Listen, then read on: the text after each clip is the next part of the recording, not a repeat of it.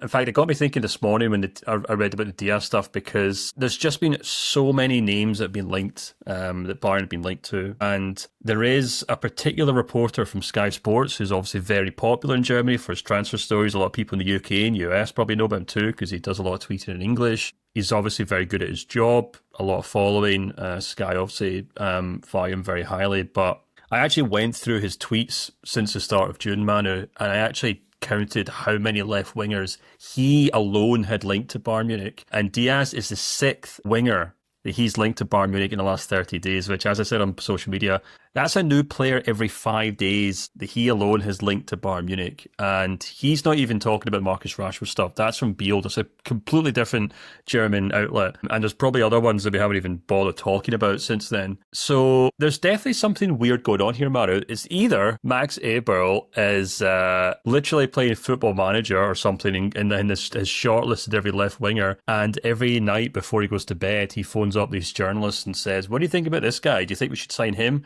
And then it ends up in the newspaper or ends up on Sky Sports the next day. Or some savvy agents are aware of the fact that Bayern Munich need a left winger. They reach out to Bayern. Bayern don't say no because they're being polite. Say, oh yeah, we'll talk. Because that's what happens. Agents put their players forward to club all the time. And Bayern say, okay, well, we'll consider him. We're considering lots of options, etc., etc. Just like you would if someone came into your workplace and offered you a CV. Say, oh, thank you very much. We'll put it in the box here with the rest of the CVs and we'll take a look at it later. And then that agent then goes to said reporters or media outlets and says, oh, we've had conversations with Bayern Munich about signing these guys. And that's what's happened.